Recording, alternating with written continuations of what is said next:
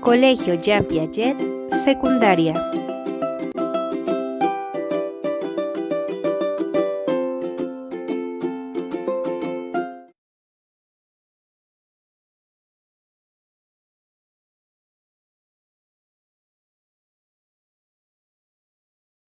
Buenos días. El día de hoy vamos a ver el tema los signos de puntuación. Pero, ¿qué son los signos de puntuación? Pues principalmente delimitan las frases y los párrafos y establecen la jerarquía sintáctica de las proposiciones, consiguiendo así estructurar el texto, ordenando las ideas y jerarquizarlas en primarias o principales y secundarias. Y entonces, ¿qué va a hacer esto? Pues va a eliminar ambigüedades, que haya repetición en lo que estamos escribiendo. La puntuación varía según el estilo de escritura. Sin embargo, las diferencias de estilo que se puedan presentar no examinen a nadie de cumplir con ciertas normas mínimas y de evitar errores generalmente considerados como inaceptables. De ahí la importancia de conocer y aplicar las normas básicas de la puntuación. Yo les voy a decir cuáles son los signos de puntuación y para qué nos sirve cada uno de estos. Bien. ¿Cuáles son estos signos de puntuación? Pues principalmente tenemos el punto, la coma, el punto y coma, las comillas, los paréntesis, los signos de interrogación, los signos de exclamación, los puntos suspensivos y el guión. ¿Cuál es el punto? Pues el punto es el signo de puntuación que se coloca al final de los enunciados y las oraciones gramaticales. Se escribe sin dejar espacio de separación con el carácter que procede, pero dejando un espacio con el carácter que sigue a continuación. A no ser que dicho carácter sea de cierre, existen 3 clases de puntos: el punto y seguido, el punto y aparte y el punto final. El punto y seguido separa los enunciados dentro de un párrafo. Quiere decir que se continúa escribiendo a continuación del punto. La primera letra escrita es en el caso en donde irá la mayúscula. Por ejemplo, Historia de España. El descubrimiento de América se denomina punto y seguido, nombre más lógico y recomendable que él también usualmente lo ocupan como punto y seguido.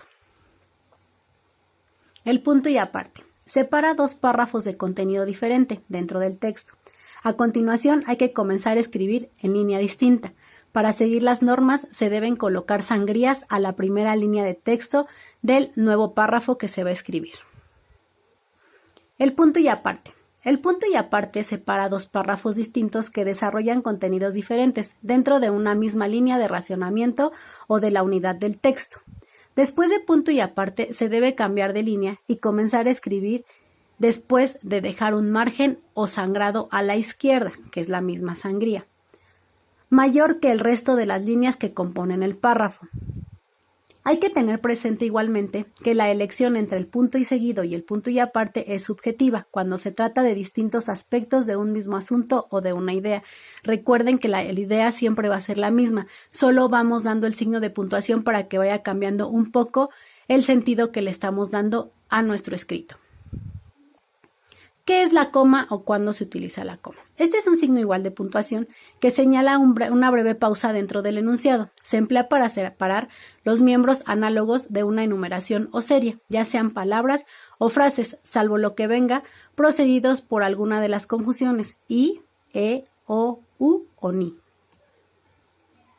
Por ejemplo, María volvió a casa, hizo los deberes, cenó y se fue a cama.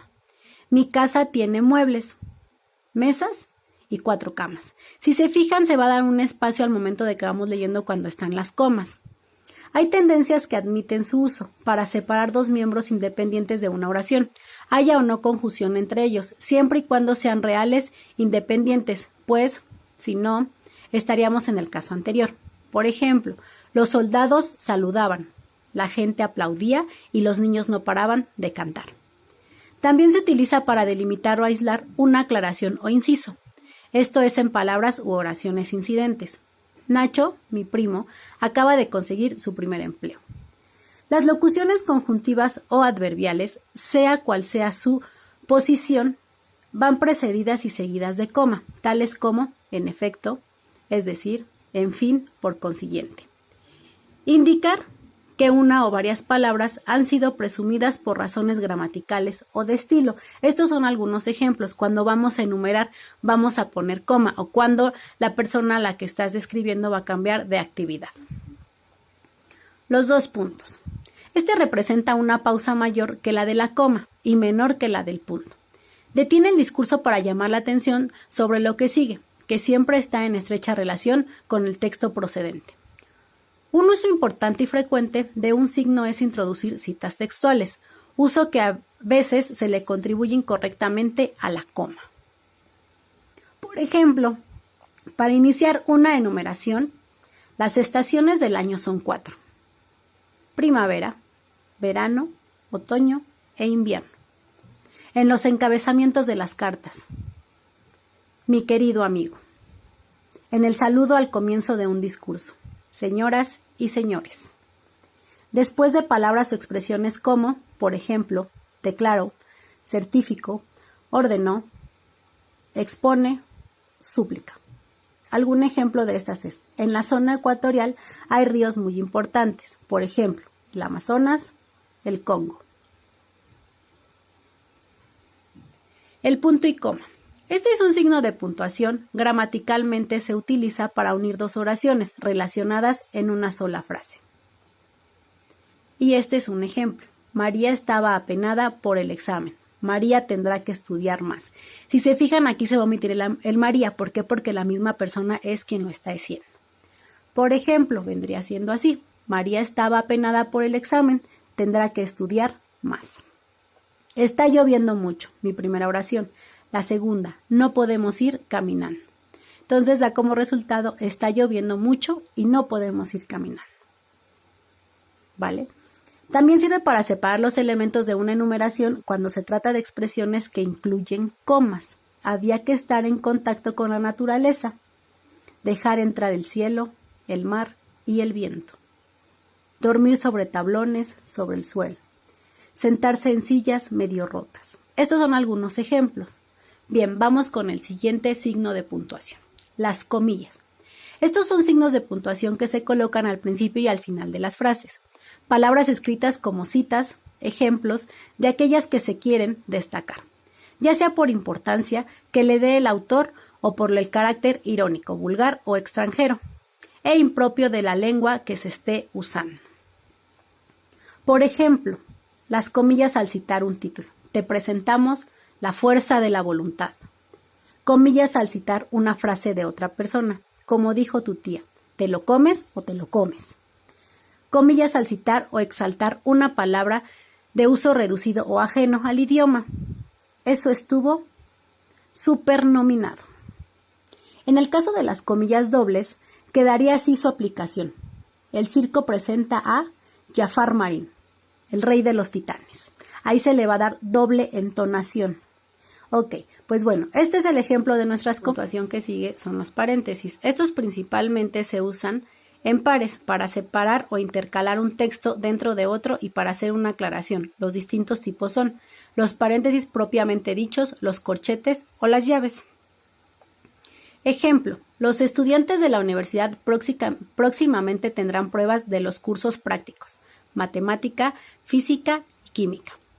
Permite introducir una opción. Ejemplo: señor o señora. Señora, o entre paréntesis está elita, que quería decir señorita. Doctor, o entre paréntesis a doctora.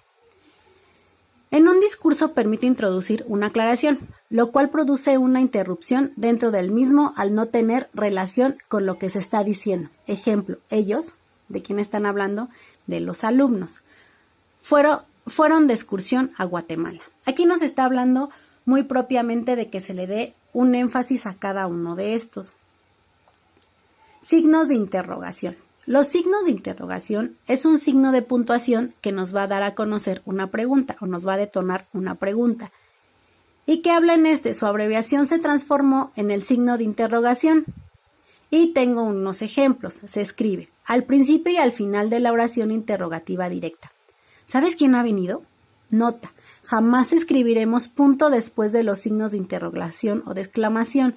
¿Por qué? Porque cuando se cierra eso nos quiere decir que ahí termina nuestra oración o nuestra pregunta. ¿Sale? Signos de exclamación. Debe escribirse siempre uno para abrir y el otro para cerrar, independientemente de la longitud de la frase, oración o fragmento que encierre. Se utilizan para señalar el carácter exclamativo de una oración. Se escriben para empezar y finalizar una oración exclamativa, exhortativa o imperativa. ¿Algún ejemplo? Siéntate. ¡Qué rebelde estás! Fíjate cómo baila. ¡Ay! Puntos suspensivos. Son varios signos de puntuación, pero nos van a servir mucho para entonces darle alguna entonación cuando estamos leyendo un texto. Para eso nos sirven los signos de puntuación y en este caso los puntos suspensivos son 3 sin espacio entre ellos. Son un único signo de puntuación que se utiliza al final de una palabra, frase u oración en lugar del punto o de los signos. Es el único que se va a ocupar. Entre paréntesis no se ponen al final, seguido de cuando termina el paréntesis, pues entonces se pone un punto. En este caso se va a poner al final y obviamente ya no se pone otro punto. ¿Por qué? Porque estos son 3 puntos y no llevan espacio.